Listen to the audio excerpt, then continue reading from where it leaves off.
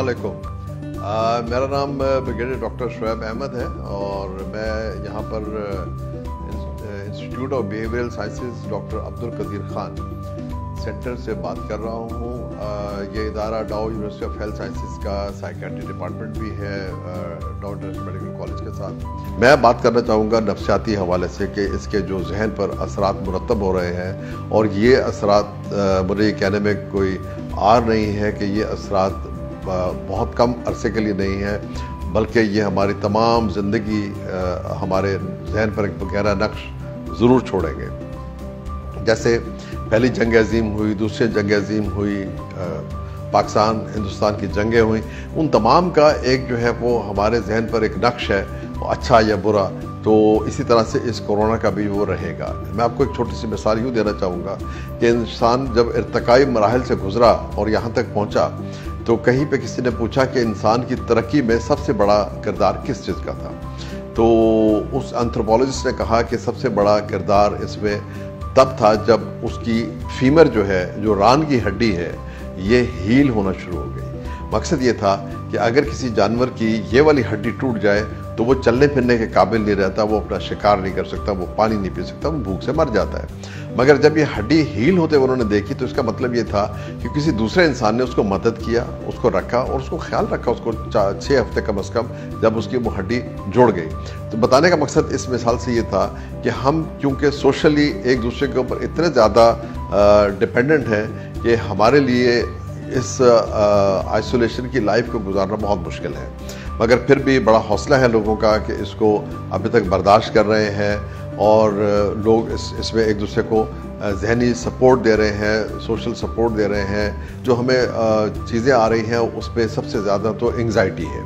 Anxiety का मतलब आम लफ्ज़ में, आम फहम में खौफ है, किसी भी चीज़ का खौफ, मगर अब कोरोना का खौफ है, बहुत ज़्यादा खौफ है। कोरोना का नाम सुनते ही हमारे जो है वो औसान ख़ता हो जाते हैं, रोंगटे खड़े हो जाते हैं। हमें समझ नहीं आती कि जिस शख्स से हम मिलने जा रहे हैं कि उसको ये बीमारी तो नहीं है और ये बीमारी मुझे तो नहीं लग जाएगी, मैं अपने घर में तो नहीं ले जाऊँगा, अपने बच्चों को तो नहीं लगा दूँगा, अपनी बीवी को तो नहीं लगा दूँगा। तो ये हमारे लिए बहुत बड़े मसाइल हैं। तो इन लोगों को हमने जो है वो एजुकेट करना है कि अगर आप जो हुकूमत की तरफ से या WHO की तरफ से जो हिदायत दी गई है उन पे अमल करें, तो आपको कोई ज़रूरत नहीं है कि आप बहुत ज़्यादा अपने आप को परेशान करें। एहतियात बहुत ज़रूरी है इसके अंदर जो है वो।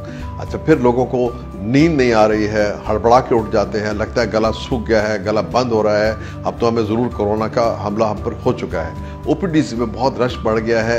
इमरजेंसी वाली OPDs में पैनिक अटैक के साथ लोग आते हैं, घबराहट के दौरे हम इसको कहते हैं, जिसमें आपको ये लगता है कि मैं सांस नहीं ले पाता। ये नॉर्मल एक बीमारी जो पहले भी चलती थी पैनिक अटैक्स की, वो अभी भी है, मगर उसको अब लोगों ने उसको रिलेट कर दिया है कोरोना के साथ कि डॉक्टर साहब चेक कीजिए कि मुझे कहीं कोरोना का हमला तो नहीं होगा। तो उनको भी तसल्ली देने की ज़रूरत है। उनसे अच्छी तरह से आप हिस्ट्री लीजिए कि कोई उनकी कोई कांटेक्ट की हिस्ट्री तो नहीं है, कोई उनकी ट्रैवल की हिस्ट्री तो नहीं है करीब माजी करीब में, और अगर ऐसा नहीं है तो आप उसको तसल्ली दें, मगर उसको ये ज़रूर बताएं कि ये तुम्हारी तमाम अलामात हैं, ज़रूर ये आपकी अलामात जेन्युइन है, आप ऐसा ही महसूस कर रहे हो कि आपका सांस बंद हो रहा है, ये नहीं हो रहा, मगर ये जहनी बीमारी की वजह से होता है, ये कोरोना से नहीं होता।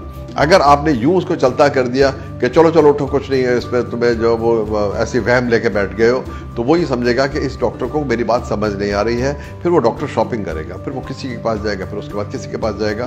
तो जब वो आपके पास आता है तो पहले ही उसको ये बात समझा दें कि ये आपकी अलामात बिल्कुल आप ठीक महसूस कर रहे हो, मगर इसका ताल्लुक कोरोना से नहीं है, मगर ये एक जो है आसाबी बीमारी है, एक जहनी बीमारी है जिसमें घबराहट के दौरे आते हैं, जिसको हम पैनिक अटैक कहते हैं, और उसको कैसे उससे कवर किया जा सकता है। चलते चलते ये बात भी इसमें बहुत ज़रूरी है कि लॉकडाउन को कैसे लिया जाए।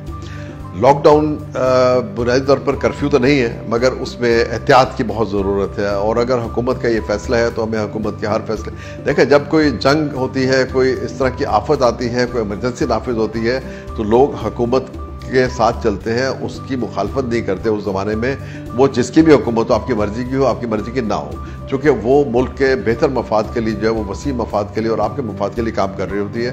तो हमें उनके साथ ताउन करना चाहिए और ये चेक करने के लिए कि बाहर देख के आता हूँ आज क्या माहौल चल रहा है, कैसे है, ये है, तो ये जो इस तरह की एक्टिविटी हमें नहीं करनी चाहिए।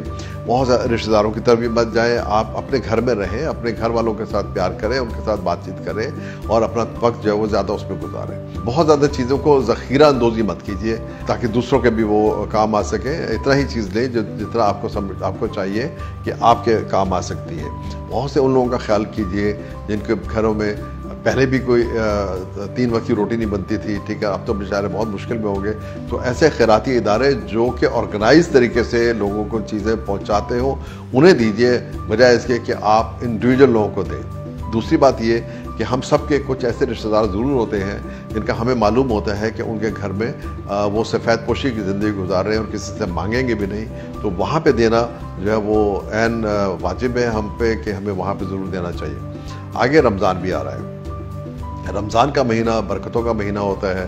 तमाम मुसलमान जो है उसमें रोज़े रखते हैं और इबादत में मसरूफ़ रहते हैं और ज़कात और सदक़ात भी उसमें बहुत ज़्यादा दिए जाते हैं। तो उस वक्त भी आप ये ख्याल रखें कि रोज़े की हालत में भी आप कोशिश करें कि कम से कम घर से बाहर निकलें। अफ्तारी के लिए जो है वो पहले से प्लानिंग करके रखें, रश मत लगाएं दुकानों पे खड़े होकर समोसे पकौड़ों का।